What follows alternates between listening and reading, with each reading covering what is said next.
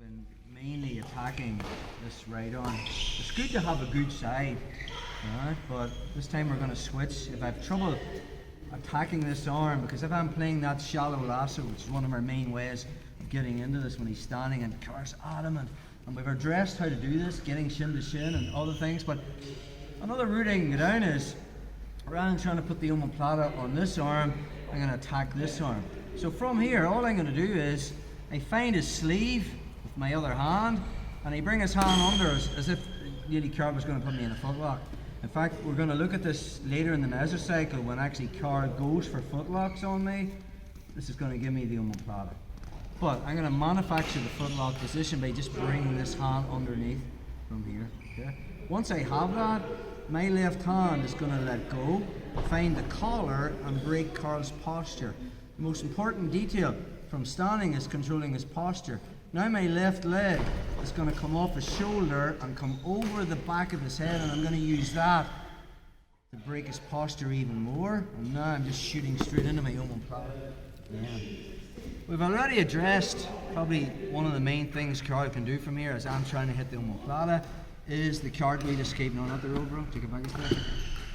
Is just cartwheeling over me. So he's going to hop over without kicking me in the head. Take it back a step.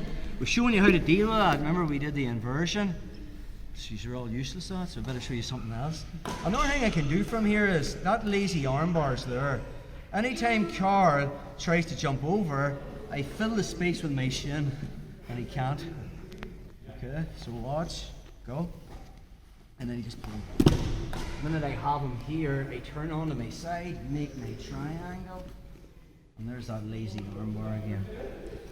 So it is easy stop. If you think about when Carl wants to jump to the other side, I just fill the space with my shin. It just requires a little bit of timing. So let's look at the far side lasso again. So again, we could be playing that feet on hips guard. Okay, I go for that shallow lasso. Anytime Car's giving me trouble and I just feel too much effort on this arm, I just bring this one underneath and nearly try and put a footlock on myself. Once I have that, I can let go of the sleeve and then immediately want to grab Carl's collar here. So I have his posture broken. I can reinforce that with my leg over his back and I'm lifting my hips, and I just shoot in to the omoplata position. Now if Carl cartwheels over, I hip escape and I put my shin across his belly line. He's going down. Once I have that, again we talked about, I want my shin, when we're playing this lazy armbar, I want it across the shoulder line. So he can't sit into me. If I end up here, that's the worst thing I can do. Carl's coming up and he's going to start passing my guard. So we talked about when I have this, when I have this, because there's our usual armbar over the head. If this one's on the inside, I want to make sure my weight is on that shoulder. I'll reinforce it with my triangle here. And I'm bringing it over my hip rather than in the middle of my belly. So really now, if Carl tries to sit up into me, it's just not going to happen. The only thing he can do is roll away from me. And when he does, I still have it again, only from here. So let's call it a lazy armbar. I don't technically move, Carl moves around me. So let's look at the setup again.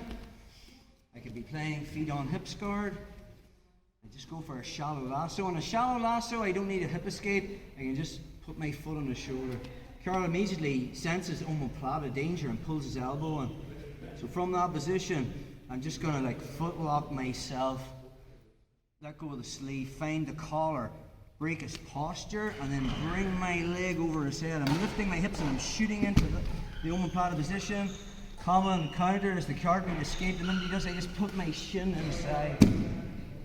He's looking to come this way, my shin acts as a wedge, a block, and he falls this way. If he doesn't fall, I will lift my hips. Just lift your hips, and it's like hitting a wall.